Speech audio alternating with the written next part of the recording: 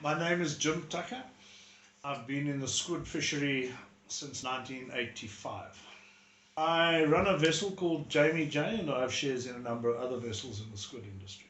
I've also been a seaman all my life. I was in the Navy, I've been a diver, and I've been at sea for most of my life. Jamie J is a dedicated squid fishing vessel. Catches calamari or squid or chokka as it's known in South Africa. It's a small 14.5 meter vessel, but it is capable of staying at sea for 21-day trips with a crew of 16 men, and she can freeze 3 tons of fish at a time within a 12-hour period, up to 3 tons, and she's capable of carrying up to 20 tons of fish in her hold. The vessel needs certain licenses, etc., which you get from the government, which is a long process on its own. But once your vessel is licensed and has all the necessary permits and to go to sea, you would organise a skipper for the vessel. The skipper then employs a crew.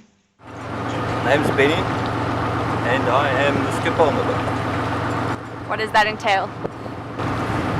Basically safety, fishing, finding fish, and safety on board. Everybody on the vessel fishes when they find the fish. The skipper, it's not necessary that he does, but it's to his advantage if the fish is good. Squid is generally an inshore fishery and found in up to 20-30 fathoms of water.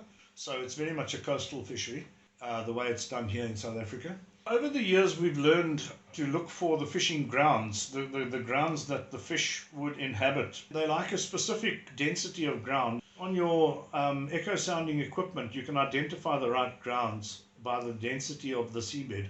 Once you found the right grounds, you would look for signs of the squid, which also read in a certain manner on the echo sounder. And when you found something that is a probable or possible reading on squid, a sounding, then you would stop the vessel and test it by putting fishing lines down and seeing what comes up. Sometimes at night we fish just by using lights, and that would attract bait fish, which the squid would then come in to feed off of. And that's also an effective way of fishing.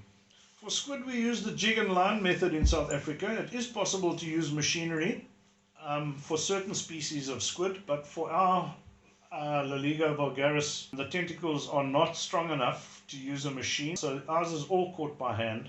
And on the end of the line, you'd have 2 fishing jigs, which are little imitation fishing lures, really, with 2 rows or 3 rows of needles facing upwards without barbs. The squid hangs onto these jigs. In squid, you actually feel the weight come off of the line.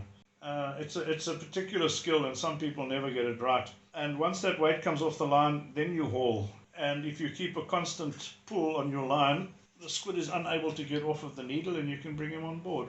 Every couple of hours, we would stop fishing, and the catch would be weighed. Each fisherman is paid according to his catch, and once it's weighed, it would be washed and graded by size, and then packed into steel pans, which would then be placed in the blast freezer on deck, and very fast frozen down to -30, -40 degrees. Once it's frozen, it gets taken out of the freezer. From there, it's put into a plastic bag and stashed in the hold.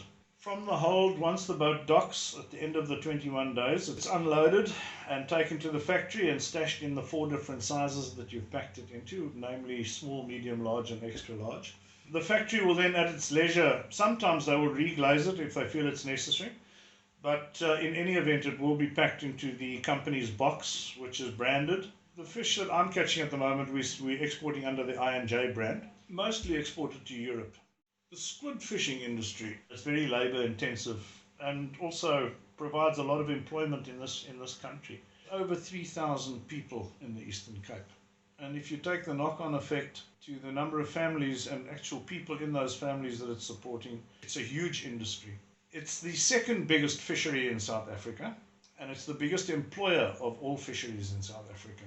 Life as a fisherman it can be a most marvelous life. We've seen things that people just don't see, that David Attenborough hasn't seen. You get all kinds of people in the fishing industry. It's a really diverse and integrated industry. Fishing is always a hard life. For a skipper, you have a huge responsibility. You've got the lives of the men on your hands. The fishermen themselves, they have an easy time while you're looking for the fish, depending on what fish you're catching. But once the fish is biting, it's all hands on deck for as long as it takes. So if the fish bites for 3 days, every moment that you're able to fish in those 3 days, you'll be fishing. Obviously, you have to give freezers time to catch up and so on, so that's where you get your break. You'd eat in your laikie, which is your fishing position. They live and work at sea. They're not going anywhere. They go to sea, they sleep at sea, they do their work at sea, and then they come home and then they go back to sea. 238 days out of 365 days. So their home is the sea. The men themselves, they're a pretty rough bunch. They are the salt of the earth. There are no seamen like fishermen. They've got great skills, and they have my respect.